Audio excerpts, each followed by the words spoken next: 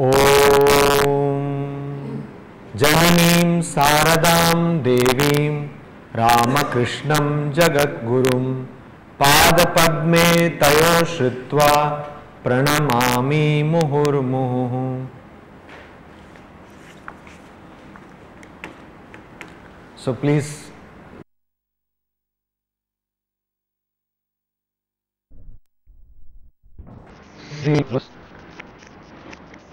Gurum Padapadme Tayo Shritva Pranamami Muhurmuhu.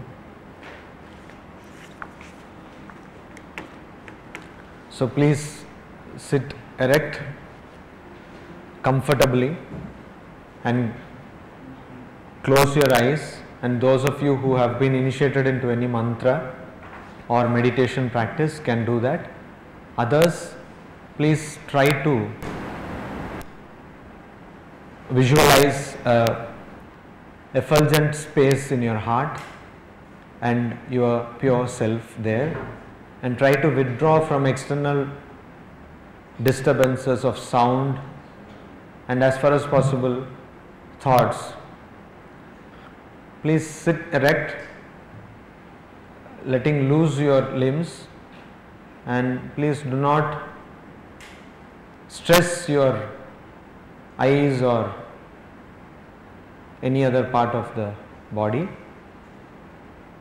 And when thoughts will come, you just try to be indifferent to them. Please close your eyes. I will tell Om, and then again after 5 minutes when I chant Om, please open it. Om.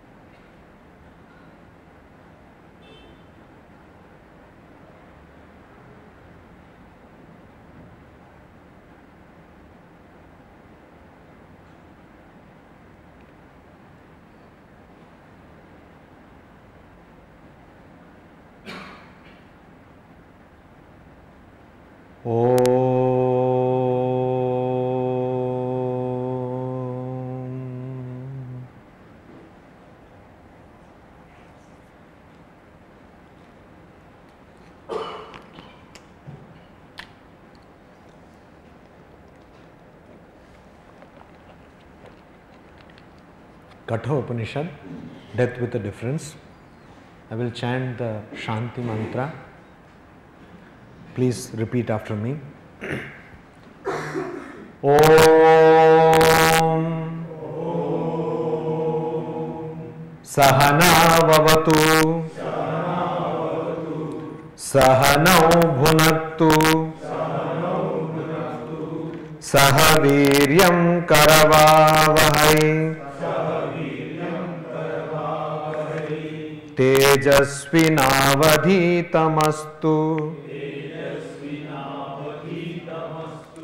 Ma vidvishavahai Om Shanti Shanti Shanti.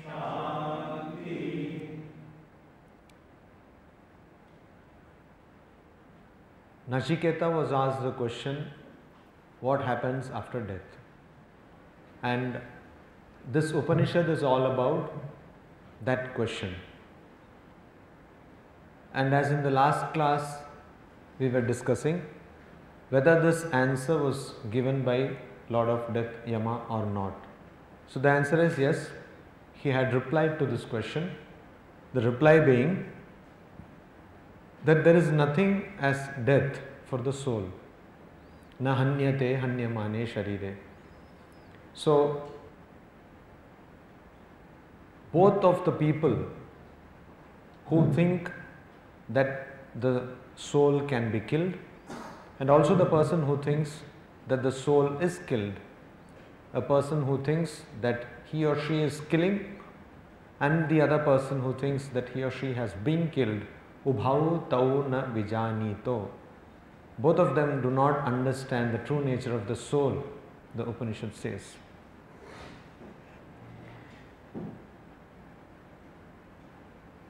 Here, certain practical things we need to remember or remind ourselves before we go into the text today. Upanishads, as we have seen before venturing into Katha Upanishad proper, when we were studying what are Upanishads, what are Vedas. Upanishads are texts which form part of Veda, mostly the later portion of the Vedas. And Upanishads are texts which teach us how to understand our own self, which is called self-realization, self-actualization or realization, illumination, enlightenment. Many words are there. How to understand our nature, the complete personality, to understand it. That is the goal of the Upanishads. They teach us to do that. And some Upanishads also teach us different kinds of knowledge which can be used also to get something which is more material. Like in the Chandogya Upanishad, we have different types of vidyas, different types of sciences. Some can be used for material prosperity and most of them are for spiritual understanding. Because these Upanishads are formulas or mantras, it is always useful or it always comes handy to memorize these Upanishads. Why? With our body, which is an equipment which, as Sri Ramakrishna very eloquently put, if you have a body, you have to pay the taxes, and it's seen day by day that we have a lot of physical problems. So you are not able to sit, you are not able to meditate, you are not able to properly concentrate, lack of sleep, so insomnia and other stuff. So what exactly, like eyesight, it's only up to some age that you can read properly. Afterwards, your eyesight naturally becomes poor. And barring those rare few people who have wonderful eyesight till their death, this is the general phenomenon or general trend. So how do you think of higher thoughts without a book, without somebody to listen to, without something to listen to? It is by memorizing these verses, because they are condensed thoughts. They are in few words, they give you a wealth of wisdom. For example, this Nahanyate hanyamane sharire. You can go on writing commentaries on this particular few words. In all of our ashramas, almost all of our ashramas, we have a habit of chanting Gita and some Vedic texts in the morning before having our breakfast. So this helps, though we may be very busy during the daytime in various kinds of assignments, some kind of recapitulation, some kind of revision of our whatever we have studied. So what I am trying to impress upon you is, please memorize these shlokas, particularly the mantras which we saw for the last few classes. These are very important mantras. So if you can, that is the last part of the second canto of the first chapter, particularly starting from mantra number 18, na jayate na mriyate va vipaschit nayam kutaschit, etc. So if you can memorize these mantras, what will happen is, suddenly when you are watching some movie, or when you are lying down, when you are reading something or you are talking to something, suddenly you get a flash of, you suddenly remember some mantra. And by constantly cogitating on this, we understand the true nature of ourselves, that is that we are not the body and we are not the mind. Because you see, this is very difficult, because always we are dabbling in the physical realm, and to suddenly understand that we are not the body and we are not the mind is in a way negating the entire existence, so, or the apparent existence. So it is very difficult. So it needs lot of hammering of our mind. Swamiji says, sledgehammer blows to the mind, and then we understand that yes, this is, it is like a person who is undergoing a serious mental ailment. So to cure the person, you have to do it through medicine, you have to do it through psychological counseling, you have to do it through shock treatment, etc. So in a way, all of us are suffering from a serious mental ailment. And what is that? That we have forgot our true nature.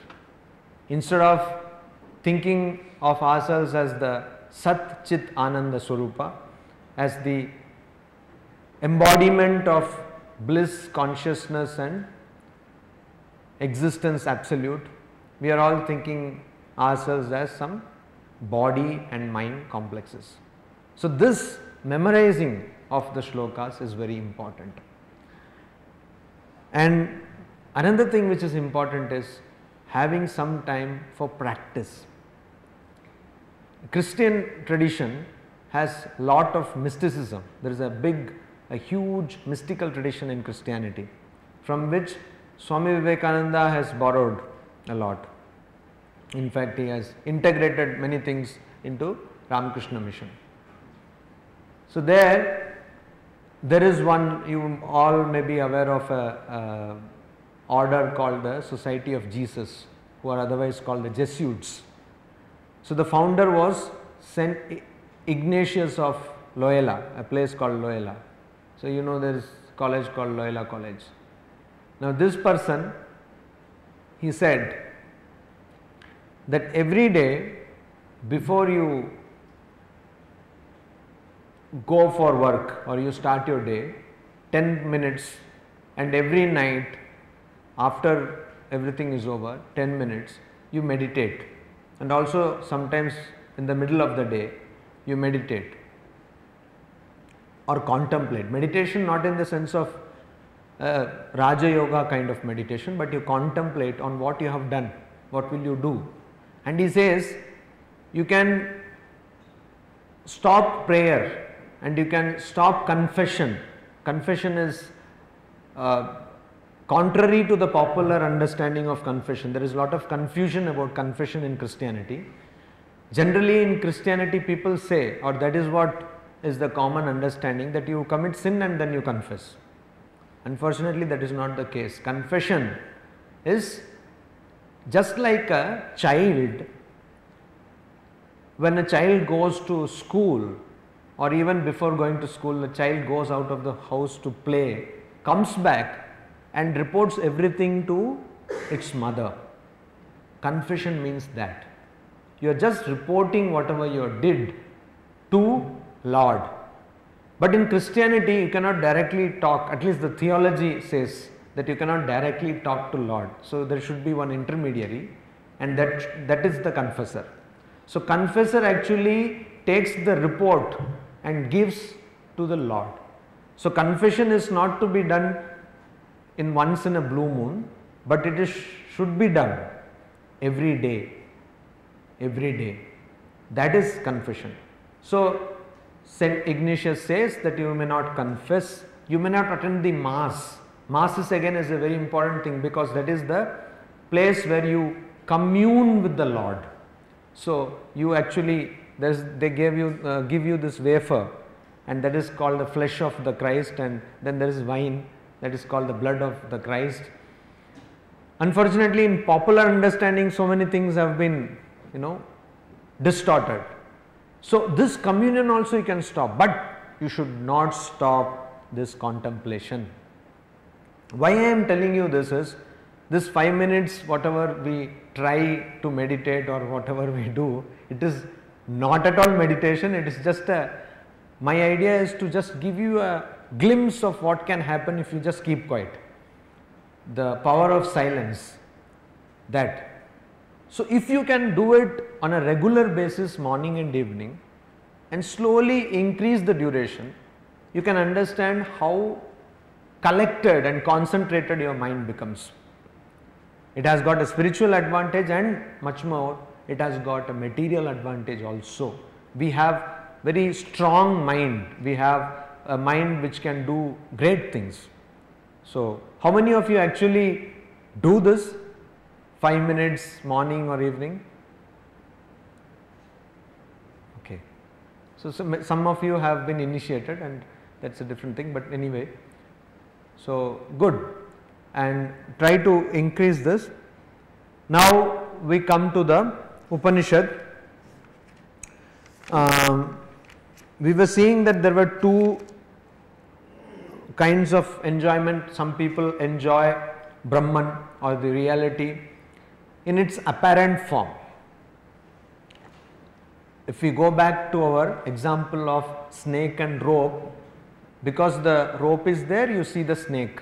So some people, because Brahman is there, you see this universe. I told you, I put it in a different language. I said Brahman plus ignorance is equal to universe. So some people, they enjoy universe, they enjoy Brahman plus ignorance, and some people enjoy Brahman. So Ritam Pibantau, this expression has been used in the Upanishad. It says that, you see, there are two levels of understanding, and of course Upanishad says that the understanding of Brahman is the highest and the more desirable or preferable understanding. So last class we saw that what is this all preferable, pleasurable, etc. Ritam pibantau sukritasya loke guha pravishtau parame parardhe chaya tapo brahma vido vadanti panchagneyo yacha trinachiketaha. Also there is this, this is like the shadow and light, and the example is given of a group of people going. So when a king and his retinue go, then it is told Chhatrinam Gachanti. So Chhatrinam means one who have umbrella, but only the king has the umbrella. The idea is that all people who are going along with him form part of his group. Similarly, here Ritam Pibanto, people who want to enjoy the universe and also people who want to enjoy the Brahman are put together, because ultimately the reality is the one Brahman. Whether you enjoy the apparent or the real, it is the reality, Brahman. So that is why if you see this, then you will understand that how broad and how Catholic liberal is our Indian thought system, where even if you enjoy the material thing, the Upanishad says that you are in the line, you are slowly coming towards Brahman.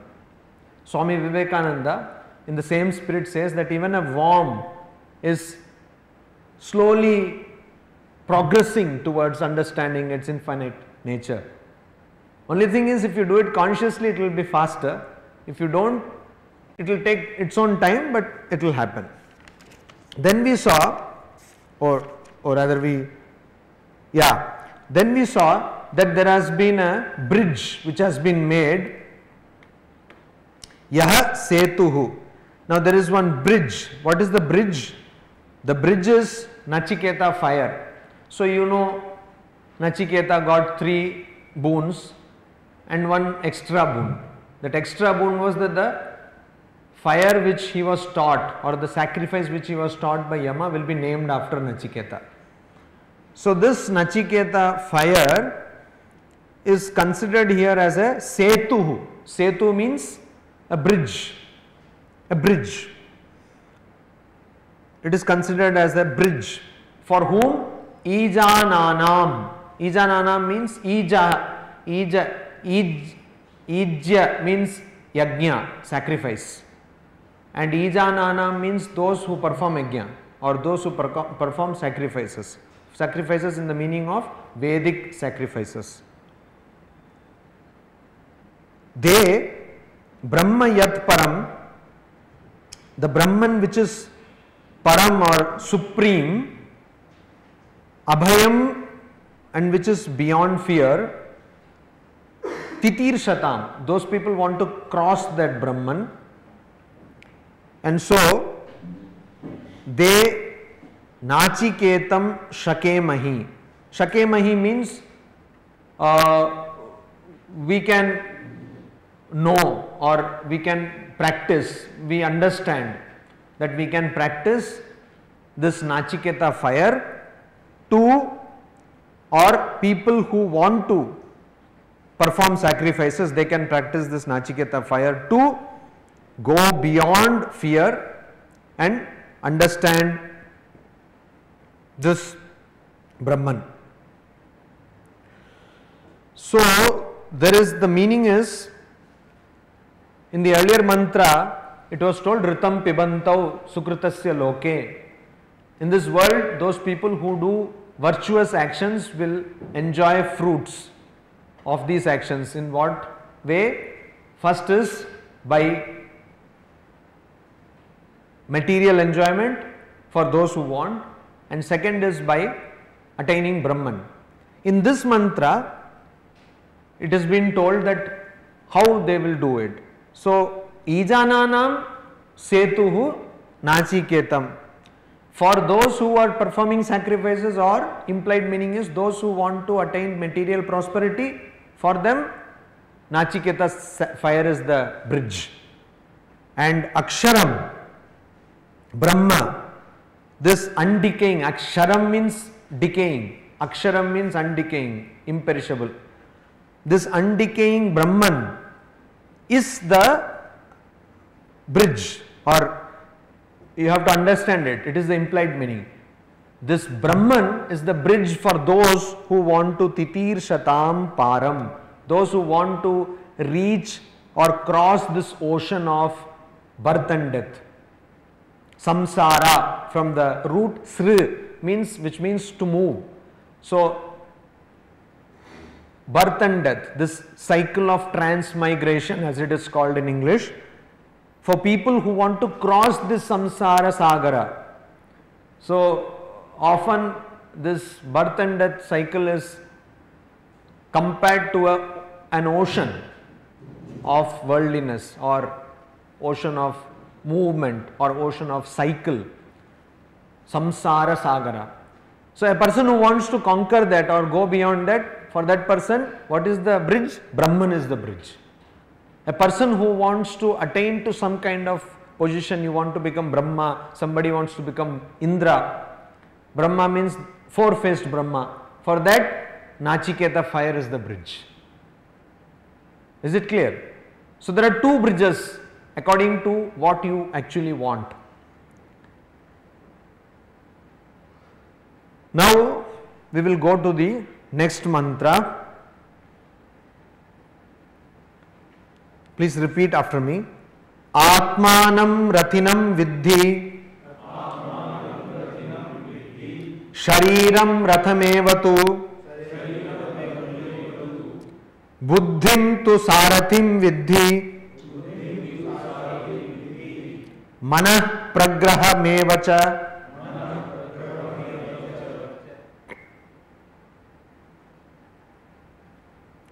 Now we saw two mantras. In two mantras, Ritam pibantau sukritasya loke. Two kinds of people enjoy the fruits of their action in this world. What kind of enjoyment? One is the higher or the ultimate supreme Brahman, and the other is material enjoyment. Earlier we have seen Shreyascha Preyascha. Shreya and Preya, the pleasurable and the preferable. Now again it was told that the bridge for attaining the material enjoyments is the Nachiketa fire, and the bridge for attaining Brahman, going beyond this samsara sagara, is Brahman. Now here the question comes, how will you decide? That is the question. You are on a crossroads. You can select the preferable or you can select the pleasurable. How do you decide? This is the big question. Whether you go for Nachiketa sacrifice or whether you go for realizing Brahman. How do you decide? Because these two paths are open to everybody. They are open for all, open to all. Then how do you decide? So the Upanishad takes help of an imagery, an illustration, an example. What is that example? It gives you an idea that how you actually do things. When we were talking about the prerequisites